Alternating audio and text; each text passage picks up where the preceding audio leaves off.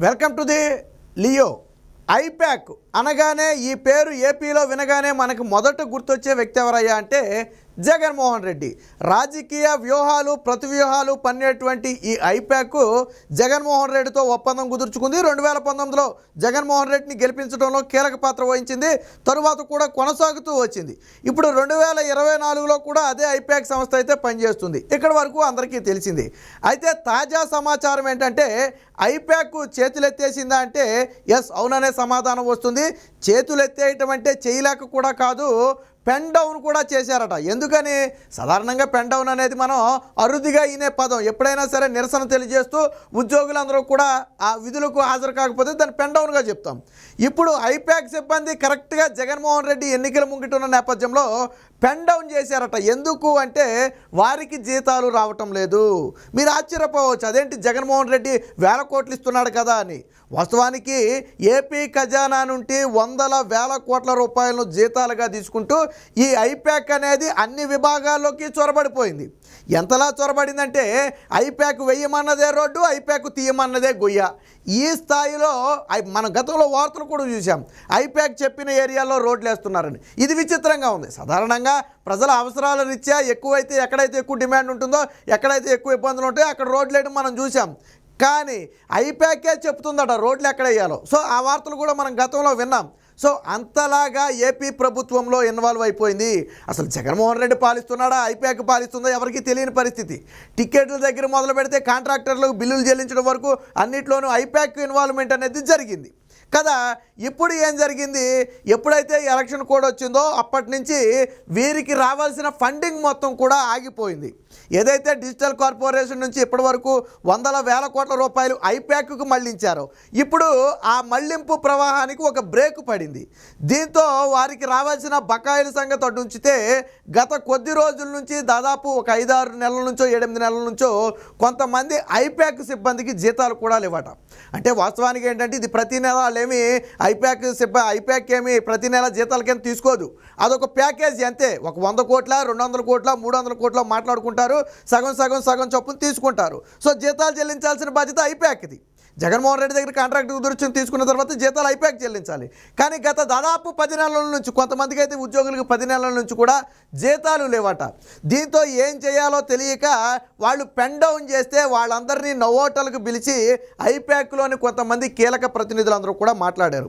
వాస్తవానికి ఏపీ అధ్యక్షుడు అంటే ఆ లీడ్గా ఉన్నటువంటి ఋషిరాజు సింగ్కి భారతీ రెడ్డి గారికి మధ్య మంచి సత్సంబంధాలే ఉన్నాయి. ఎందుకంటే వాస్తవానికి ఒకనొక దశలో ఐపాక్ పనితీరు బాలేదు, వీళ్ళ వల్ల ఏమీ కాదని జగన్మోహన్ రెడ్డి అనుకుని తీసేద్దాం అనుకున్న సమయంలో కూడా లేదు, వీళ్ళ పని బాగుంది, వీళ్ళైతేనే గెలిపించగలరని చెప్పి భారతీ రెడ్డి పట్టుబడితేనే ఋషిరాజు సింగ్ టీంని అయితే ఆంధ్రాలో కొనసాగించడం జరిగింది.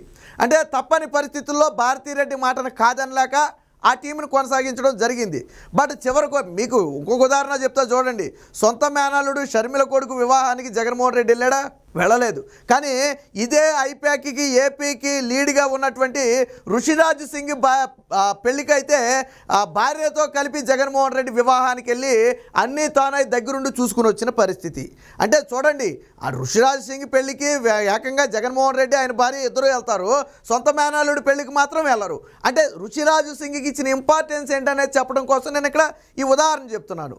సో కాబట్టి ఋషిరాజ్ సింగ్ మీద భారతీ రెడ్డికి ఒక మంచి నమ్మకం కలగటం, వాళ్ళు చేస్తున్నటువంటి పనితీరు మీద ఆ భారతీ రెడ్డికి ఒక అవగాహన ఉండటం, అదే సందర్భాల్లో భారతీ రెడ్డి కూడా తన ఆలోచనలను ఋషిరాజ్ సింగ్తో పలుచుకుని వాటిని ఇంప్లిమెంట్ చేసే ప్రయత్నం చేయడంతో వారిద్దరి మధ్య ఒక దృఢమైన బంధం అయితే ఏర్పడింది. ఆ కారణంగానే ఋషిరాజ్ సింగ్ని అయితే ఏపీ నుంచి పంపే ప్రయత్నం జగన్మోహన్ రెడ్డి చేయలే.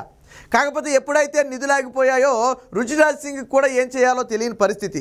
దీంతో నోవాటల్లో ఆ పెన్ డౌన్ చేసిన సిబ్బంది అందరితో కూడా ఒక మీటింగ్ ఏర్పాటు చేసి, అరే బాబు ఈ మే 13 వరకు కూడా పనిచేయండి, ఆ తర్వాత జగన్మోహన్ రెడ్డి ప్రభుత్వం వస్తుంది, వచ్చిన తర్వాత బిల్లులన్నీ చెల్లించేటట్టు నేను చూస్తాను, ఆయన మొత్తం ఇచ్చేస్తానని చెప్పాడు. ఇప్పుడు అటు ఇటు కానీ మధ్యలో ఉన్నాం కదా, ఇలాంటి సమయంలో మీరు మానేయటం కుదరదని చెప్తే సర్వేలు చేసేదే ఐపాక్ సిబ్బంది. ఇప్పుడు ఆయన ఏదో తెలియని వాళ్ళతో మాట్లాడితే ఓకే, ఆ సర్వేలు చేసేదే ఐపాక్ సిబ్బంది కదా, వాళ్ళకే మళ్ళీ ప్రభుత్వం వస్తుందని చెప్తే వాళ్ళకి పక్కున నవ్వు వచ్చిందట. ఇంకెక్కడ ప్రభుత్వం ఆల్రెడీ బంగాళాఖాతంలో కలిసిపోయింది, ఇక ఇది వచ్చేది కాదు, మీరు ఇచ్చేది కాదు, లేదు ఇప్పటి వరకు మాకున్నటువంటి బకాయిలు క్లియర్ చేస్తేనే మేము పనిచేస్తాం, క్లియర్ చేయని పక్షంలో మేము పనిచేసే పరిస్థితి లేదని చెప్పి ఋషిరాజ్ సింగ్కి తేల్చి చెప్పడంతో మనోడు కూడా సహనం కోల్పోయి మీరు ఖచ్చితంగా పనిచేయాల్సిందే, చెయ్యకపోతే తీవ్ర పరిణామాలు ఉంటాయి, తర్వాత మీరు ఎక్కడో పని చేయకుండా మీ మీద అది చేస్తాం ఇది చేస్తామని చెప్పి ఏదో బెదిరింపు ధోరణులకు దిగినప్పటికీ కూడా ఉద్యోగులు అయితే నిరాశలోనే ఉన్నారు. సరే, కొంతమంది ఉద్యోగులు ఋషిరాజ్ సింగ్ ఆ మాటలకి తలొగ్గి పనిచేద్దామని చూసినా కనీసం సగం జీతాలన్నా చెల్లించాలని అడిగినా కానీ ఎప్పటి చిల్లిగా చెల్లించే పరిస్థితి లేదని చెప్పి ఋషిరాజ్ సింగ్ చేతులు ఎత్తేసాడట. వాస్తవానికి జగన్మోహన్ రెడ్డి ఇక్కడ ప్లాన్ ఏంటంటే నిన్న మొన్నటి వరకు డిజిటల్ కార్పొరేషన్ నుంచి డబ్బులు మళ్లించాడు, అంటే ప్రజల సొమ్ముని ఖజానా నుంచి ఐప్యాక్కి మళ్లించాడు. ఇప్పుడు సొంత సొమ్ము ఐప్యాక్కి ఇవ్వాల్సి వచ్చింది. జగన్మోహన్ రెడ్డి అందుకు ససేమిరా అంటున్నాడు, నా సొంత సొమ్ము నేనేమో ఐప్యాక్కి, ఎందుకంటే బహుశా ఈయనే లండన్కి పయనం అయిపోతున్నట్టుగా తెలిసింది. ఆఫ్టర్ ఎలక్షన్ ఈయన తట్టాపుట్టా చదువుకుని జగన్మోహన్ రెడ్డి గారే లండన్ వెళ్ళిపోవడానికి సిద్ధమవుతున్న తరుణంలో ఆయన సొంత డబ్బులు ఎందుకు పెడతాడు? ఆల్రెడీ ఇది ఎత్తిపోయే పార్టీ అని చెప్పి జగన్మోహన్ రెడ్డికి తెలియదా? సర్వేలన్నీ ఆయన దగ్గర లేవా? ఉన్నాయి కదా. ఐప్యాక్ సిబ్బంది చేసినటువంటి ఆన్లైన్ సర్వే, ఆఫ్లైన్ సర్వే, ఏ సర్వే తీసుకున్నా కానీ జగన్మోహన్ రెడ్డి పని పాయే. ఆ సర్వేలన్నీ జగన్మోహన్ రెడ్డి దగ్గర కూడా ఉన్నాయి. కాకపోతే ఏంటంటే ఋషిరాజ్ సింగ్ ఏదో కొద్దిగా వాళ్ళని మభ్యపెట్టి 2 నెలల్లో పనిచేయించుకుందామని ప్రయత్నం చేసినా ఐప్యాక్ సిబ్బంది మాత్రం పనిచేయడానికి సిద్ధంగా లేరు. దీంతో ఋషిరాజ్ సింగ్ కూడా ఏం చేయాలో తెలియని పరిస్థితి. జగన్మోహన్ రెడ్డి ఎన్నికల సంబరంలో ఉన్నాడు. జగన్మోహన్ రెడ్డి సొంత నిధులా ఇవ్వకపోతే వాళ్ళ పని చేసే పరిస్థితి లేదు. సో ఇలాంటి పరిస్థితులు అయితే ప్రస్తుతానికి ఎదురయ్యాయి. వాస్తవానికి రాష్ట్రంలో ఉన్న పరిస్థితులు ఏంటంటే కొంతమంది ఏమో ఆల్రెడీ ఇప్పటికే ప్రతిపక్ష నేత చంద్రబాబు గారి శరణు కోరుతున్నారు. మరి కొంతమంది కేంద్ర సర్వీసులకు వెళ్ళేందుకు రంగం సిద్ధం చేసుకున్నారు. ఇంకొంతమంది అవసరమైతే ఏదో ఒకటి చేసి తప్పుకుని పోదామని చెప్పి మరికొంతమంది ప్రయత్నాలు చేస్తున్నారంటే వచ్చే ప్రభుత్వం ఖచ్చితంగా కూటమి ప్రభుత్వమే. జగన్మోహన్ రెడ్డి తలకిందులుగా తపస్సు చేసినా గెలిచే పరిస్థితి లేనే లేదు.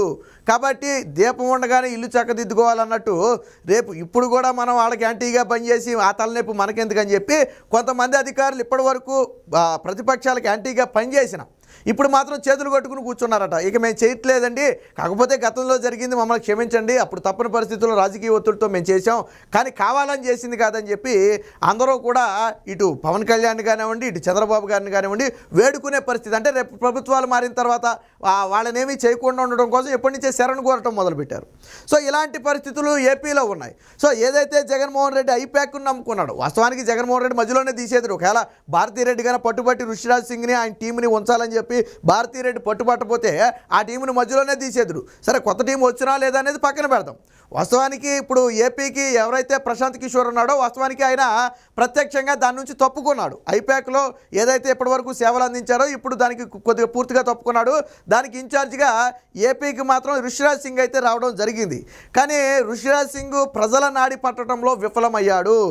జగన్మోహన్ రెడ్డిని ప్రజల నాడికి అనుగుణంగా మలచడంలో విఫలమయ్యాడు. దానికి తగ్గట్టు జగన్మోహన్ రెడ్డి నియంతృత్వ పాలన ఎప్పుడూ కూడా ప్రజలకు ఉపయోగపడే పనులు ఎక్కడా కూడా చేసినట్లేదు. కానీ వాళ్ళకు వ్యతిరేకత వచ్చే విధంగా, వాళ్ళని ఇబ్బంది పెట్టే విధంగా, అంటే పేరుకు పథకాలు ఇస్తున్నానని పైకి చెప్పినా దాని వెనక చాలా జరుగుతున్నాయి. ఇవన్నీ కూడా యాంటీని మూటగట్టాయి. మొత్తంగా ఇప్పుడు ఏపీలో ఐప్యాక్ పరిస్థితి ఏంటంటే చాప జుట్టేసి దుకాణం సర్దేసే పరిస్థితి, ఇక పని చేసే పరిస్థితి లేదు. ఇప్పుడు జగన్మోహన్ రెడ్డి అండ్ కోలో ఒకటే టెన్షను. ఇలాంటి సమయంలో వీళ్ళు హ్యాండ్ ఇస్తే అసలే జగన్మోహన్ రెడ్డికి ఏమీ తెలియదు. నేను ఇందాకే చెప్పా, ఐప్యాక్ కూర్చోమంటే కూర్చుంటాడు, నుంచోమంటే నుంచుంటాడు. జగన్మోహన్ రెడ్డికి ఏమీ తెలియదు. కాబట్టి ఇప్పుడు కానీ వాళ్ళు దుకాణం సర్దేస్తే జగన్మోహన్ రెడ్డి పరిస్థితి ఏంటి? ఆయన ఎన్నికలను ఎలా ఎదుర్కొంటాడు? ఇప్పటికే జగన్మోహన్ రెడ్డి ఓటమి ఖాయమని తెలిసింది. కాకపోతే గౌరవప్రదంగా ప్రతిపక్షంగా బలమైన ప్రతిపక్షంగా నిలబడటం కోసం సీట్ల కోసం ప్రయత్నం చేస్తున్నాడు. అంతేగాని జగన్మోహన్ రెడ్డి సీఎం సీట్ కోసం మేము ఆశపట్ల, ఆల్రెడీ అది రాదని తెలుసు. కాకపోతే ఒక బలమైన ప్రతిపక్షంగా అయినా ఉండాలనే ఆశతో జగన్మోహన్ రెడ్డి ఈ డ్రామాలు ఆడేది. బట్ ఎప్పుడైతే ఆ ఏపీ ఐప్యాక్కి చెందినటువంటి ఋషిరాజ్ సింగ్ చేతులెత్తేసే పరిస్థితి వచ్చిందో వాళ్ళ ఉద్యోగులందరూ పెన్ డౌన్ చేసి ఇక మేము సహాయ నిరాకరణ చేస్తున్నాం, ఇక చేసేది లేదని చెప్పారో ఋషిరాజ్ సింగ్ కూడా ఏమీ చేయలేక చేతులెత్తేసిన పరిస్థితి. జగన్మోహన్ రెడ్డి భారతీరెడ్డి కూడా ఇప్పుడు మొహం చాటేసిందట. ఎప్పుడైనా సరే డబ్బులు అనేటప్పటికి భార్యాభర్తలు ఇద్దరు మొహం చాటేశారు. సరే, నిన్నటి వరకు ప్రజల సొమ్ము ఇచ్చారు, ఈ 2 నెలల పాటు మీ సొమ్మే వచ్చు కదా, మీ సొంత సొమ్ము తీసివచ్చు కదా. ఎప్పుడైతే ఫండింగ్ ఆగిపోయిందో ఆటోమేటిక్గా ఐప్యాక్ ఉద్యోగులు వాళ్ళు కొద్దిగా ఎక్కువ శాలరీలకు పనిచేసేవాళ్ళు. సాధారణంగా 1 నెల 2 నెలలు అంటే ఆగుతారు, కానీ 5-6 నెలలు 7-8 నెలలు 10 నెలల దాకా కొంతమంది ఆగాలంటే అది సాధ్యపడే విషయం కాదు. రెండోది, పోనీ ఇక్కడ పని చేయండి, తర్వాత నెక్స్ట్ ప్రాజెక్ట్లో మొత్తం చూసుకుందాంలే అందామా అంటే ఐప్యాక్కి ఏపీలో అయిపోయిన తర్వాత ఏమీ లేదు. 2024 మే 13 తర్వాత ఇక ఐప్యాక్ చేతులు ఎత్తేసినట్టే. ఎందుకంటే తర్వాత వేరే కాంట్రాక్ట్లు ఏవి కూడా ఈ ఋషిరాజ్ సింగ్ టీంకి అయితే రాలేదు. అందులోని ఎన్నికలన్నీ కూడా ఆల్రెడీ జరిగిపోతున్నాయి ఇప్పుడే. కాబట్టి ఏం చేయాలో తెలియని పరిస్థితి. దాంతో ఉద్యోగులందరూ కూడా ఇప్పుడు తీవ్ర నిరాశ నిస్పృహలో అన్నారు. మేమైతే పనిచేసేది లేదని తేల్చి చెప్పినట్టుగా తెలుస్తుంది.